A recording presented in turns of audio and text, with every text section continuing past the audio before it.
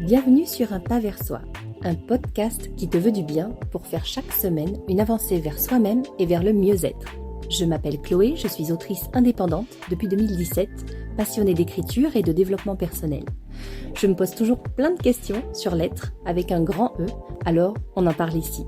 Chaque semaine, prenons un moment de réflexion sur des sujets variés comme le bien-être, les émotions, la confiance en soi, la santé mentale, les sentiments et bien d'autres encore.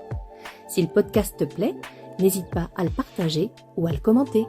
Bonne écoute!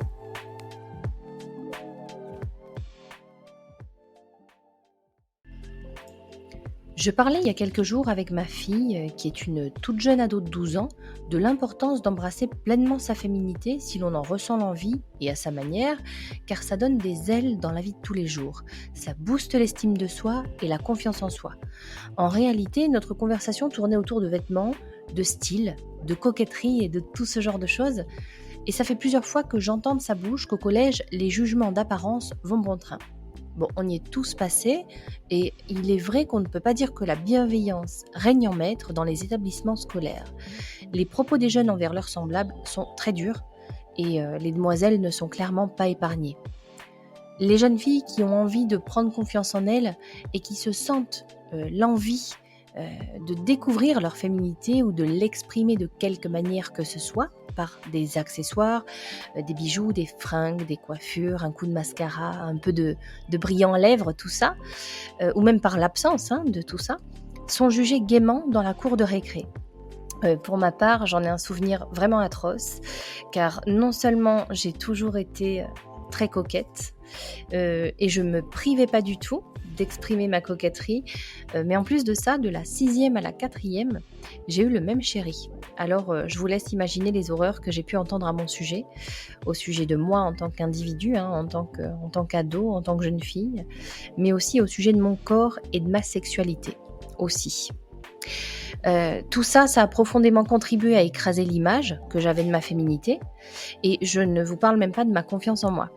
Je ne sais pas comment j'ai réussi par moments à fermer mes oreilles et à poursuivre mon petit bonhomme de chemin, non sans en avoir malheureusement encore aujourd'hui certains souvenirs. Ouais. 25 ans plus tard, je me souviens encore de certains surnoms odieux dont j'ai écopé à l'époque, au seul motif que je me trouvais jolie, que j'avais confiance en moi, que j'avais envie d'exprimer tout ça et que j'assumais en plus être amoureuse avec tout ce que ça comporte quand on est jeune. Mais c'est un fait, les gamins entre eux sont terribles et j'ai toujours bien sûr vraiment peur que ma fille ne souffre des jugements qui peuvent être portés sur elle.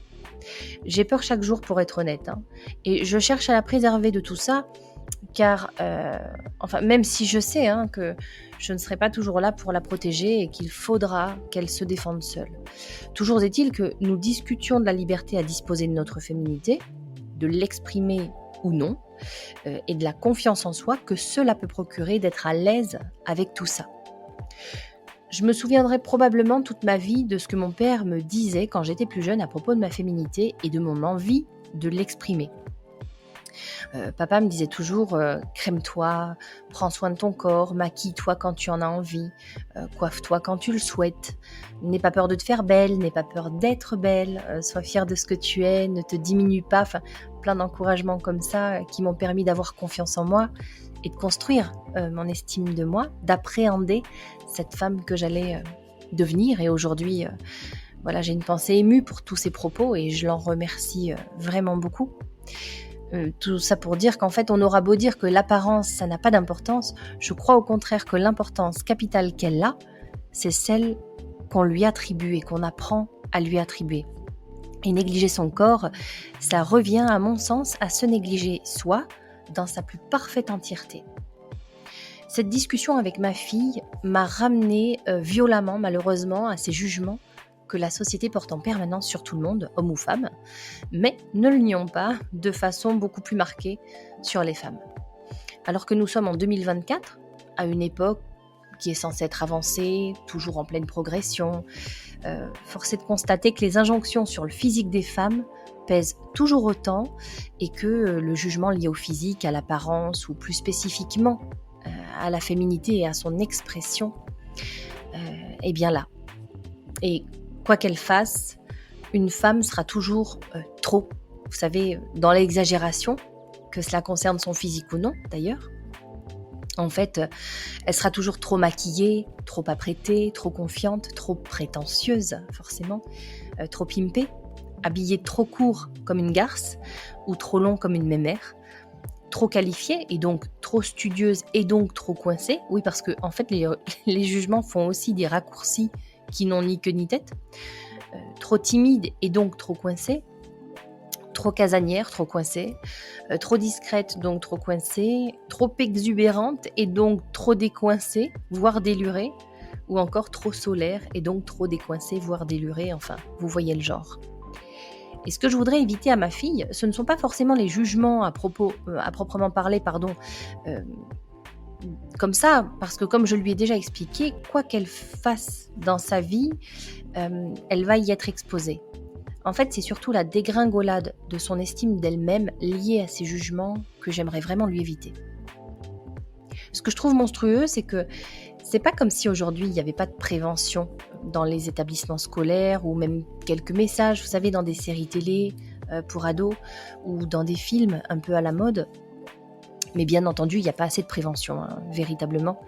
Et puisque ça n'a pas l'air d'éteindre la flamme du jugement, et notamment sur la façon pour une femme de mener sa féminité, et que de toutes les manières, il n'y a qu'en discutant qu'une aide peut être utile, alors j'ai régulièrement avec ma fille des conversations sur le fait de se sentir à l'aise dans ses vêtements, à l'aise avec ses artifices, ou avec l'absence d'artifices aussi, à l'aise avec son corps, avec soi-même, de manière générale.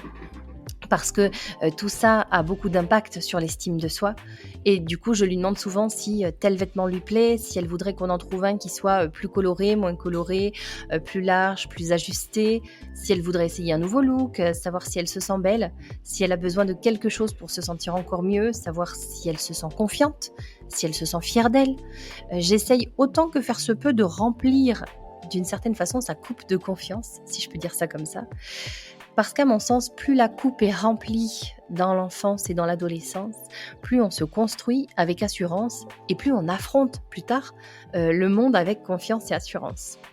Car pour moi, la féminité ne relève aucunement que d'attributs physiques ou d'accessoires de beauté, et c'est d'ailleurs pour ça que de nombreux jugements ont le cuir dur. Une femme qui fait un usage excessif de ses accessoires, comme faux ongles, coiffure, maquillage ou fringues sexy, sera jugée. Je vous laisse imaginer comment, puisque vous entendez vous aussi de charmants qualificatifs tous les jours, j'en suis certaine. Pourtant, être en accord avec sa féminité, c'est un gage d'équilibre émotionnel, d'alignement avec soi, d'accord avec son image. Et on revient toujours au même point. C'est fondamental pour l'estime de soi et la confiance en soi. En fin de compte, si la féminité s'inscrit dans une construction sociale, je suis certaine qu'elle s'inscrit surtout dans l'être avec un grand E accent circonflexe. Parce que depuis petite, on apprend des normes, des standards du féminin à travers les médias écrits ou audiovisuels, qui conditionnent notre rapport à notre féminité. Et très souvent, en grandissant, on se rend compte que tout ça doit être remis en question, car si ça s'adresse à une foule de personnes, on a aussi le droit de ne pas se reconnaître dans ce qui est préconisé pour cette même foule de personnes. Et c'est là où la sensation d'être en décalage, malheureusement, s'installe. Et si des jugements se greffent par-dessus tout ça, l'estime de soi est sérieusement endommagée, car alors on a vraiment l'impression d'être, vous savez, toujours moins que, moins bien que, moins belle que, moins bien apprêtée que, ou moins élégante que. Ça engendre une sorte de pression individuelle qui peut malheureusement avoir des conséquences dramatiques sur l'image de soi et sur la valeur qu'on se porte, en se disant notamment qu'on sera jamais assez bien pour le monde, jamais assez belle, jamais assez bien habillée, et aussi dans d'autres pans de la vie, jamais assez performante, jamais assez bien qualifiée, jamais assez bien vue. Car oui, cela commence par des injonctions qu'on pourrait qualifier de bêtes, sur le physique notamment, et cela crée des insécurités sur bien d'autres aspects, et ça peut même créer des troubles dépressifs, de l'anxiété, une peur de l'échec, et j'en passe. Il est vrai que cette comparaison, je trouve, avec les autres est terrible, et on vit vraiment dans une société où tout nous pousse à nous comparer sans cesse, à vérifier si on fait et si on est aussi bien que les autres femmes. Vous savez, il y a une continuité de mise en compétition qui est assez insupportable là où l'on devrait redoubler de bienveillance et de solidarité. Les médias, les réseaux sociaux et toutes les méthodes de communication visuelle s'occupent très bien depuis toujours de nous dire comment être, comment se tenir, comment se conduire, quel corps avoir, quelle attitude adopter ou ne pas adopter aussi. De quoi parler, quoi penser, comment être acceptable et accepté, respectable et respecté, mais pour plaire aux autres à chaque fois. Mais jamais aucun conseil ne nous est donné pour nous plaire à nous-mêmes avant tout, pour nous accepter et nous aimer profondément tels que nous sommes. Pire encore, on nous apprend depuis toujours que s'aimer, c'est nombriliste et que le don de soi et le sacrifice sont la condition numéro 1 pour être une femme considérée comme normale. Nous sommes conditionnés depuis petite à comprendre qu'il existe des standards auxquels se conformer et que si l'on ne correspond pas à tous ces trucs souvent tordus et en décalage complet avec la réalité, alors c'est nous qui ne sommes pas normales. Combien de femmes ont réalisé tardivement que ce que l'on nous sert comme norme à atteindre à propos du corps féminin, c'est très éloigné de la réalité. Combien de femmes se sont acceptées tardivement, tant pour ce qu'elles étaient physiquement que pour ce qu'elles étaient en tant qu'individus. Combien d'entre nous avons déjà émis des regrets selon lesquels, si l'opportunité nous était donnée, on se foutrait bien davantage et bien plus tôt, surtout, du regard des autres, des injonctions et du qu'en dira-t-on. Combien de femmes passent la moitié de leur vie à se forcer littéralement à rentrer dans des cases qui ne sont pas faites pour elles. Des cases dans lesquelles, la féminité c'est quelque chose de sale, d'honteux, d'incompris et à ne pas comprendre. Être parfaitement OK avec sa féminité, avec l'image que l'on véhicule, avec les valeurs que l'on porte, c'est être en phase avec son estime de soi.